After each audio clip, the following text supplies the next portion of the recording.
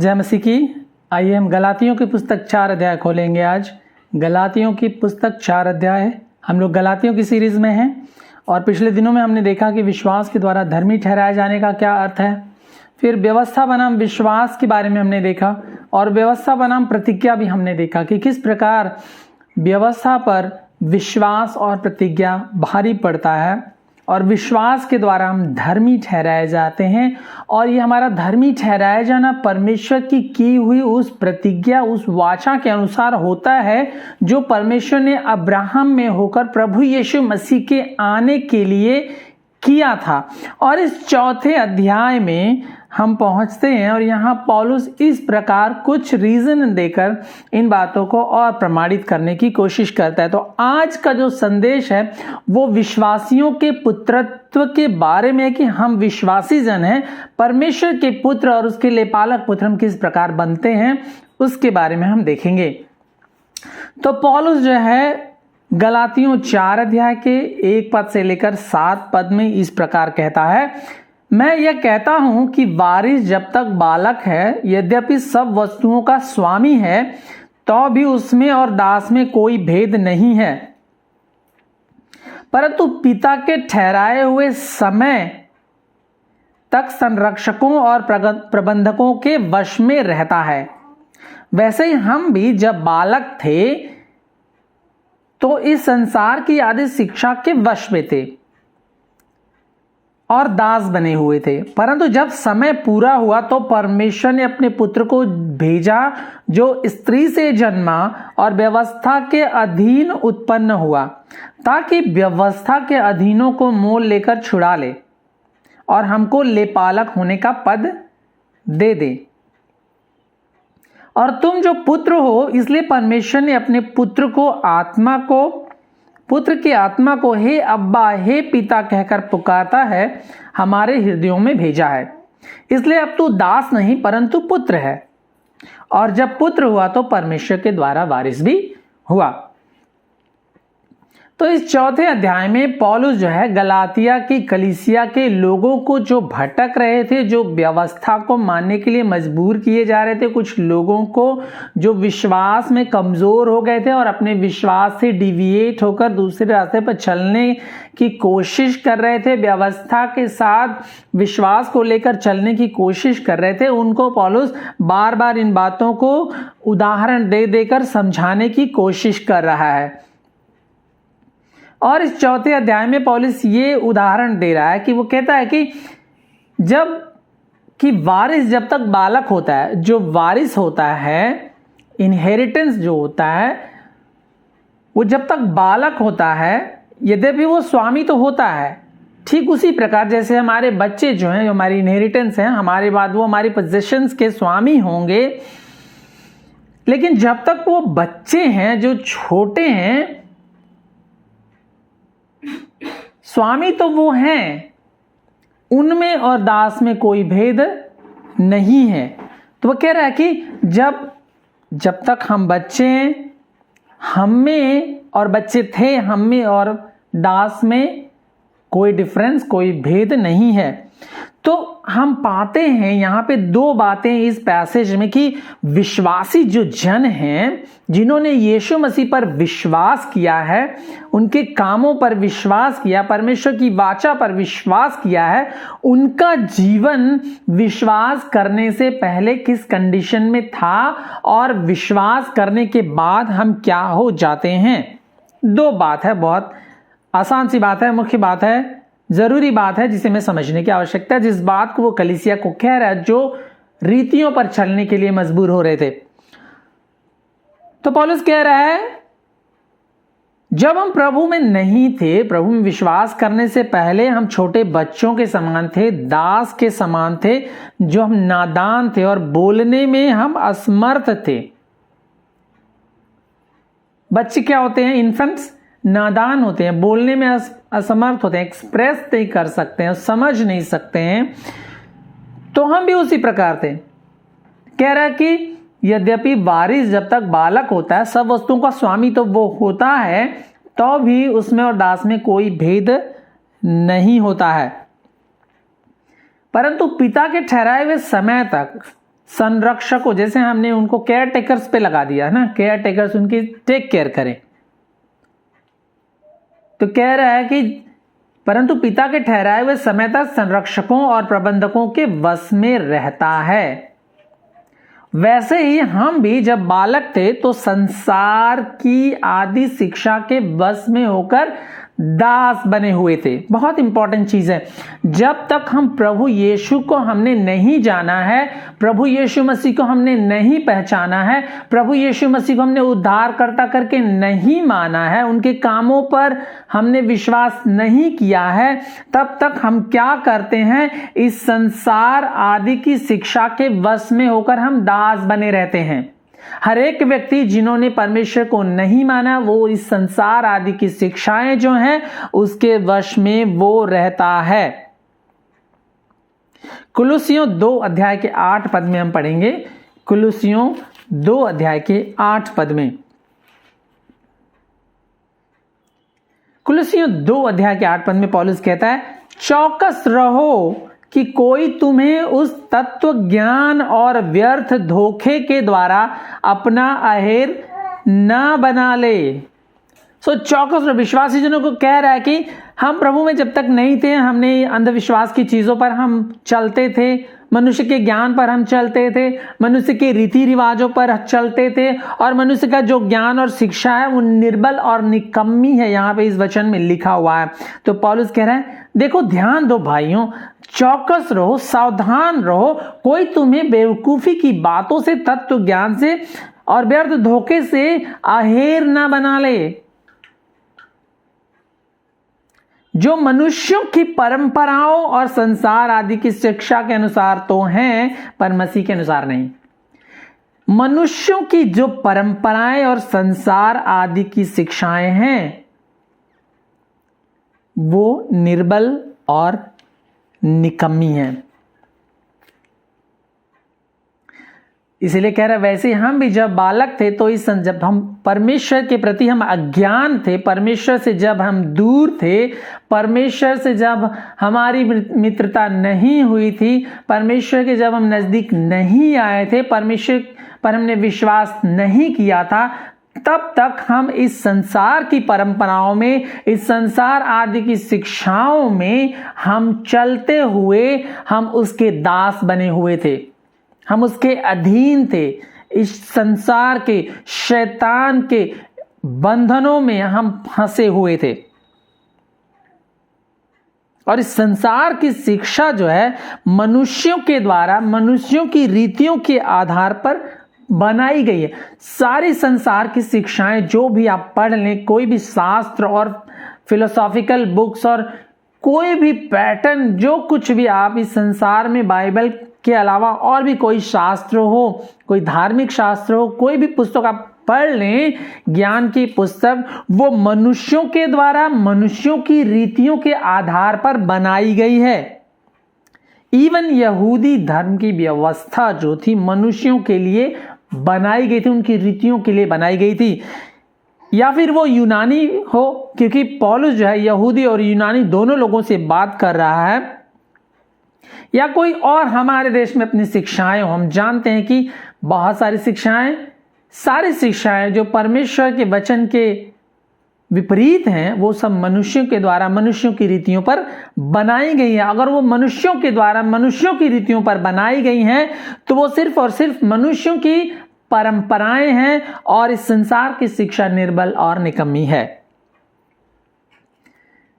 9वें पद में, 4 अध्याय के 9वें पद में गलातियों के इसमें लिखा हुआ है, पर अब जो तुम परमेश्वर को पहचान लिया, वरन परमेश्वर ने तुमको पहचाना, तो उन निर्बल और निकम्मी आदि की शिक्षाओं की ओर क्यों फिरते हो, जिनके तुम दोबारा दास होना चाहते। तो इस संसार की शिक्षाएं, मनुष्य की शिक्षाएं, संसार की परंपराएं, मनुष्य की परंपराएं, संसार का रीति रिवाज क्या है, बाइबल कहती है वो निर्बल और निकम्मी है। हमें उसके दास नहीं होना है। अगर आपने अपने आप को विश्वासी माना है, अगर अपने आप को आपने विश्वासी कहकर पुकारा, यीशु को आपने अपना लिया, आप कहते हैं आप मसीहा विश्वासी, आप क्रिश्चियन हैं, तो आप इस संसार की रीति रिवाजों, परंपराओं को छोड़कर परमेश्वर के पीछे चलेंगे और परंपराओं के अब दास नहीं होंगे। इसलिए पौलुस कहता है, क्या तुम दोबारा उसके दास होना चाहते हो? और पहले अध्याय में वो कहता है, क्या इन बातों को बताने के बाद मैं फिर वही रद्दा बनाऊं, वही घर में फिर बनाऊं, तो क्या मैं अपराध का भागी नहीं ठहरूंगा? अगर हम प्रभु को मानने के बाद फिर हम रीति रिवाजों और परंपराओं में घुसते हैं, उसमें हम जाते, उसमें अपना जीवन बिताते हैं, तो दंड के हम पात्र होते हैं। हम फिर उन्हीं चीजों के हम दास बन जाते हैं।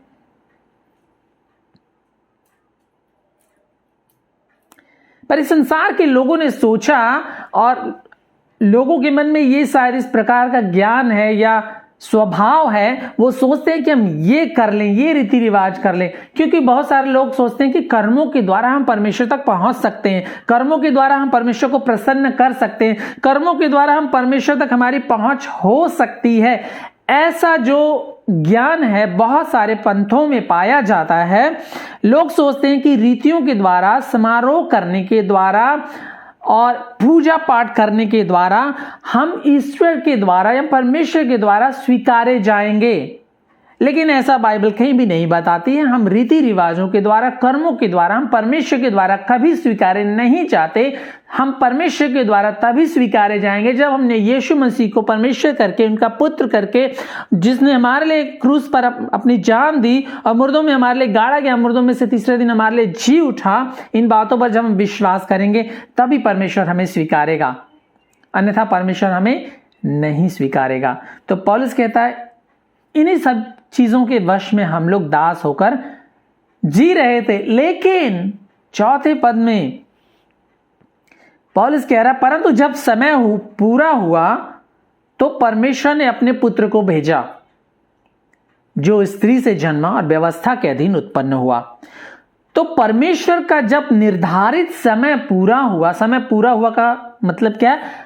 परमेश्वर के निर्धारित समय में कि परमेश्वर का पुत्र कहां, किस समय, किस टाइम जोन में, कहां पर पैदा होगा, उस अनुसार जब समय परमेश्वर का पूरा हुआ तो परमेश्वर ने अपने पुत्र को भेजा।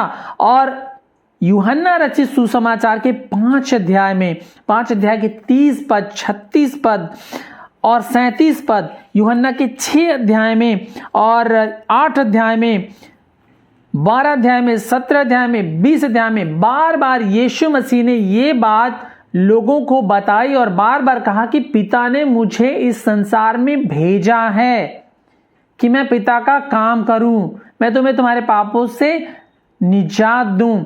यूहन्ना बपतिस्मा देने वाले ने कहा, देखो परमेश्वर का मेमना जगत के पापों को उठा ले जाता है। परमेश्वर ने अपने पुत्र को इसलिए भेजा कि हमारे पापों को अपने ऊपर उठा ले जाए। तो परमेश्वर ने अपने पुत्र को इस संसार में भेजा, जो स्त्री से जन्मा। हम सब जानते हैं, क्रिसमस पर हम बहुत सारी स्टोरीज लोगों को बताते हैं कि परमेश्वर ने कुंवारी मरियम के द्वारा, प्रभु यीशु मसीह कुंवारी मरियम के द्वारा उन्होंने जन्म लिया। परमेश्वर स्त्री से जन्म लेने का उनका अपना ये चुनाव था। मत्ती 1 अध्याय के 20 से 25 पद में, लूका 1 अध्याय के 32 से 35 पद में हम पाते हैं किस प्रकार परमेश्वर के निर्धारित किए हुए तरीके से, परमेश्वर के द्वारा निर्धारित किए हुए रास्ते के द्वारा प्रभु यीशु मसीह ने स्त्री के द्वारा जन्म लिया। और लिखा हुआ है, जब समय पूरा हुआ तो परमेश्वर ने अपने पुत्र को भेजा, जो स्त्री से जन्मा। स्त्री से तो जन्मा, लेकिन एक और खास बात है कि वो व्यवस्था के अधीन उत्पन्न हुआ। जिस व्यवस्था के लिए यहूदी कन्वर्ट्स लड़ रहे हैं, पौलुस कहता है उसी व्यवस्था के अधीन प्रभु यीशु मसीह स्त्री के द्वारा मनुष्य रूप में होकर व्यवस्था के अधीन उसने जन्म लिया। व्यवस्था के अधीन जन्म लेने का अर्थ क्या है? कि प्रभु यीशु मसीह ने सारी व्यवस्था का उन्होंने पालन किया, व्यवस्था को उन्होंने माना। यूहन्ना 8 अध्याय के 46 पद में इस प्रकार लिखा हुआ है, यूहन्ना 8 अध्याय के 46 पद में,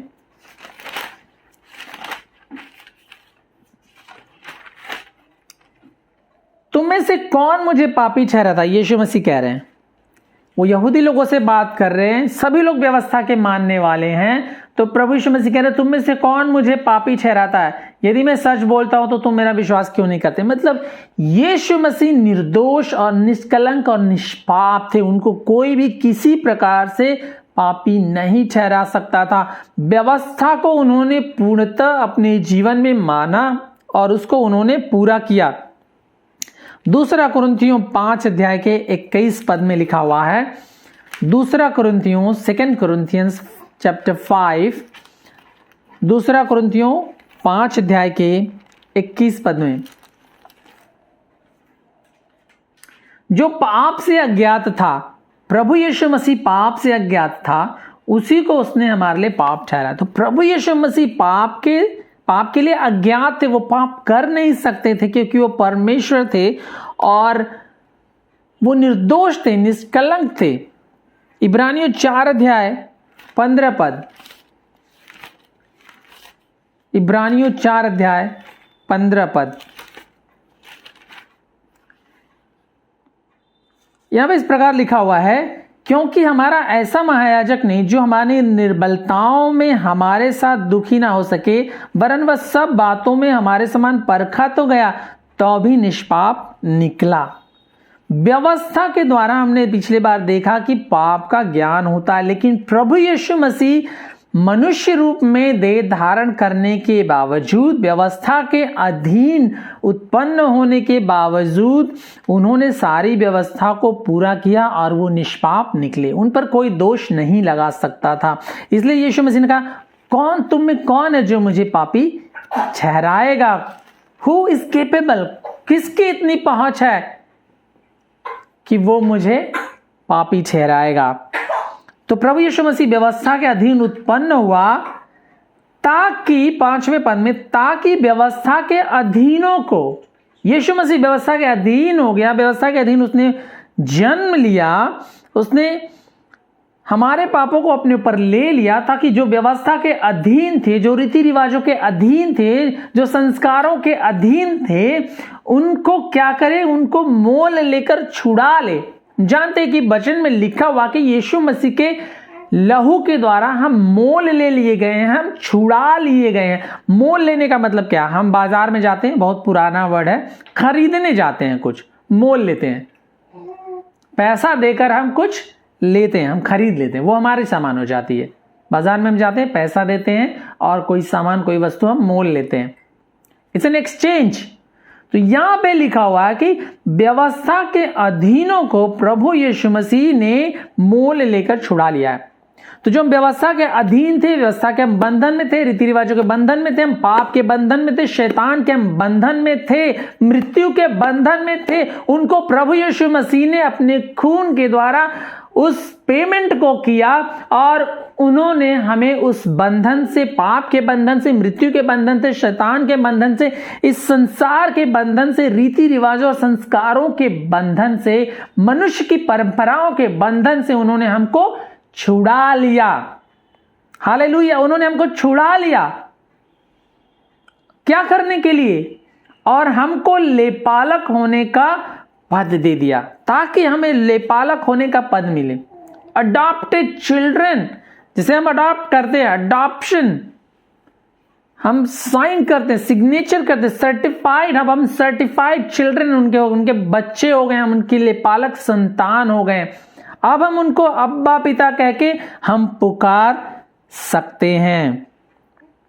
गलातियों 3 अध्याय के 26 पद में, क्योंकि तुम सब उस विश्वास के द्वारा जो यीशु मसीह पर है परमेश्वर की संतान हो। अब हमने यीशु मसीह पर विश्वास कर लिया है, हमने उनको जान लिया है, परमेश्वर ने भी हमें जान लिया है, और अब विश्वास के द्वारा हम धर्मी ठहराए गए हैं। अब हम परंपराओं से छूट गए हैं, अब हम रीति रिवाजों से छूट गए, अब हम मृत्यु के बंधन से छूट गए, अब हम शैतान के बंधन से छूट गए, अब हम पाप के बंधन से छूट गए, अब हम परमेश्वर की संतान है। देखो, अब जो यीशु मसीह में है वो नई सृष्टि है। देखो, पुरानी बातें सब बीत गई, अब सब नया हो गया है। तो हम नए जीवन की सी चाल चले। अब हम फिर हम परंपराओं में क्यों जाएं, फिर हम रीति रिवाजों में क्यों जाएं, फिर हम पाप क्यों करें। इसलिए पौलुस कहता पापों के लिए मैं मर चुका हूं, गलातियों 2:20 में। अब यीशु मसीह मुझ में जीवित है, तो यीशु मसीह अब हम में जीवित है, तो हम यीशु मसीह को लेकर चलें, यीशु मसीह में हम होकर चलें, यीशु मसीह में होकर हम अपना जीवन बिताएं, ताकि वो व्यवस्था के अधीनों को मोल लेकर छुड़ा ले और हमको लेपालक होने का पद मिले। यीशु मसीह के द्वारा अब हम परमेश्वर की संतान बन गए हैं। यूहन्ना के बारे में यूहन्ना कहता है कि जितनों ने यीशु मसीह पर विश्वास किया उसने उन्हें परमेश्वर की संतान होने का अधिकार दिया। पद मिल गया हमें, अधिकार मिल गया हमें। अब हम परमेश्वर के क्या हो गए, वारिस हो गए। यीशु मसीह के हम संगी वारिस हो गए हैं। रोमियो 8 अध्याय के 15 और 23 पद, रोमियो 8 अध्याय के 15 पद में लिखा हुआ है, क्योंकि तुमको दासत्व की आत्मा नहीं मिली कि फिर भयभीत हो, परंतु लेपालकपन की आत्मा मिली है, जिससे हम हे अब्बा हे पिता कह के पुकारते हैं। अब हमें वो अधिकार मिल गया है, वो पद मिल गया है कि हम परमेश्वर की संतान कहलाएं और परमेश्वर को हम अपना पिता कहकर, स्वर्गीय पिता, अब्बा पिता कहकर हम पुकार सकते हैं। ये वही टर्मिनोलॉजी है जो हम इस संसार में रहते हुए अपने पिताओं के लिए इस्तेमाल करते हैं। हम अपने ब्लड रिलेटिव जो हमारे पिता हैं, जिनके द्वारा हम जन्माए गए, उनको हम पिता कहते हैं। ठीक उसी प्रकार से पिता परमेश्वर के द्वारा हम जन्माए गए हैं आत्मिक रीति से, हम उनको पिता कह सकते हैं। ये हमारा आत्मिक लेपालकपन है। पिता ने हमें आत्मिक रूप से जन्माया है अपने पुत्र के द्वारा, और अब हम उन्हें अब्बा पिता कहकर हम पुकार सकते हैं। और केवल वही नहीं, पर हम भी जिनके पास आत्मा का पहला फल है, आप ही अपने मन में कराते हैं और लेपालक होने की अर्थात देह के छुटकारे की बात जोते हैं। और हमें अपने आप ये विश्वास होता है, हमें ये अश्योरेंस हो जाता है कि हम परमेश्वर की लेपालक संतान हैं। तो पौलुस कहता है हमें लेपालक होने का पद मिल गया है, और तुम जो पुत्र हो, अब तुम पुत्र हो गए हो। इसलिए ऊपर में 3 के 27, 28, 29 में पौलुस कहता है कि तुम में से जितनों ने मसीह का बपतिस्मा लिया उन्होंने मसीह को पहन लिया। अब ना कोई यहूदी रहा, तो यहूदी लोग कुछ और सोच रहे थे, यूनानी कुछ और सोच रहे थे। पौलुस कहता अब ना कोई यहूदी है ना कोई यूनानी है। देखो तुम्हारी रीति रिवाज को परमेश्वर ने एलिमिनेट कर दिया है। ना कोई दास है, ना कोई स्वतंत्र है, ना कोई स्वामी है, ना कोई नौकर है, ना कोई नर है, ना कोई नारी है, क्योंकि तुम सब मसीह में एक हो। और यदि तुम मसीह के हो तो अब्राहम के वंश और प्रतिज्ञा के अनुसार वारिस भी हो। वारिस हो गए, पुत्र हो गए, पुत्रत्व का पद हमें मिल गया और हम परमेश्वर के वारिस हो गए अब्राहम की प्रतिज्ञा के अनुसार जो परमेश्वर ने उसके साथ किया था। इसलिए अब तुम पुत्र हो, परमेश्वर की हम संतान हैं। तो परमेश्वर की संतान, इसलिए परमेश्वर ने पुत्र के आत्मा के द्वारा जो हे अब्बा पिता कहकर पुकारता है, हमारे हृदयों में हमें भेजा है। पवित्र आत्मा हमारे हृदयों में भेजा है कि हम परमेश्वर को पहचाने, अपने रिश्ते को परमेश्वर के साथ हम पहचाने और परमेश्वर को अब्बा पिता कहकर हम पुकारें। इसलिए तू अब दास नहीं। ऑलराइट, समझ में आया? इसलिए अब हम दास नहीं। किन चीजों के? विधियों के, क्योंकि विधियों को प्रभु यीशु मसीह ने क्रूस पर खत्म कर दिया। परंपराओं को, रीति रिवाजों को प्रभु यीशु मसीह ने क्रूस पर एलिमिनेट कर दिया है, खत्म कर दिया है। इसलिए अब हम रीति रिवाजों, विधियों और मनुष्य की परंपराओं के दास नहीं हैं, परंतु हम पुत्र हैं। अगर हम पुत्र हैं तो हम क्या हैं? स्वतंत्र हैं। और जब पुत्र हुआ तो परमेश्वर के द्वारा वारिस भी हुआ। तो अगर हम पुत्र हैं तो हम वारिस भी हैं। अब हम परमेश्वर के वारिस हो गए, प्रभु यीशु मसीह के साथ हम संगी उनके वारिस हो गए, अनंत जीवन के, आत्मिक अधिकारों के, आत्मिक बेनिफिट्स के, जो हमारे आत्मिक आशीषें हैं प्रभु में, अब हम वारिस हो गए परमेश्वर की किए हुए उन सभी वाचाओं के, परमेश्वर के किए हुए उस उद्धार के, परमेश्वर के दिए हुए उस अनंत जीवन के, उन सभी चीजों के, परमेश्वर के द्वारा ठहराए हुए उन सारे कामों को जो परमेश्वर ने हमें करने के लिए भी दिया, उन सब चीजों के हम वारिस हो गए। हम परमेश्वर के, अब हम रिप्रेजेंटेटिव, अब हम यीशु मसीह के, अब हम इस संसार के नहीं है, अब हम परमेश्वर के राजदूत हैं, उसके हम रिप्रेजेंटेटिव हैं, हम उसकी संतान हैं। तो हमें उसके गुणों को प्रकट करना है, क्योंकि परमेश्वर ने हमें उस अंधकार से, उस डंजन से निकाल लाया है, ताकि हम उसके गुणों को प्रकट करें, ज्योति के गुणों को प्रकट करें, परमेश्वर के गुणों को हम प्रकट करें, ना कि उस मलिनता में, उस कमजोरी में, उस निर्बलता में, उस निकम्मेपन में हम फिर जाएं और हम फिर उसके दास बने। तो हम संसार की रीतियों पर नहीं, पर हम परमेश्वर की संतान, हम विश्वास की रीति पर, प्रतिज्ञा की रीति पर हम संतान ठहरे हैं। कर्मों के द्वारा हम संतान परमेश्वर की नहीं ठहरे, लेकिन परमेश्वर के द्वारा दिए उस विश्वास और प्रतिज्ञा पर, उस अनुग्रह के द्वारा, विश्वास से हमारा उद्धार होता है, हमारी धार्मिकता हमें मिलती है, उसके द्वारा हम उसकी संतान ठहरे हैं, क्योंकि हमने परमेश्वर के पुत्र पर विश्वास किया है। तो आइए हम इस बात की चुनौती लें कि हम उन सांसारिक रीति रिवाजों को, उन संसार की रीतियों को, उन विधियों को, मनुष्य की बनाई हुई परंपराओं को छोड़ करके, उसको त्याग करके, यीशु मसीह को अपना कर, उन पर विश्वास करके हम उनके पीछे चलें, क्योंकि विश्वास के द्वारा हम धर्मी ठहराए जाते हैं, विश्वास के द्वारा हमारा उद्धार होता है, विश्वास के द्वारा हम परमेश्वर की संतान ठहरते हैं, और विश्वास के द्वारा हम परमेश्वर के वारिस भी ठहरते हैं। इस बात को हम अपने जीवन में उतार लें, और रीति रिवाजों और कर्मों के द्वारा जो हम कोशिश करते हैं परमेश्वर को प्रसन्न करने की, उन बातों को हम छोड़ें और विश्वास के द्वारा हम अपने जीवन को संचालित करें। परमेश्वर वचन के द्वारा हमें आशीष दे। आइए हम प्रार्थना करें।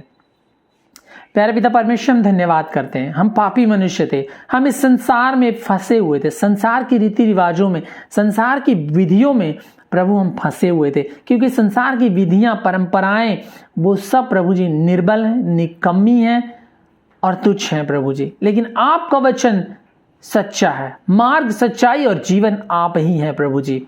और विश्वास के द्वारा, अपने पुत्र पर विश्वास करने के द्वारा आपने हमें धर्मी ठहराया है।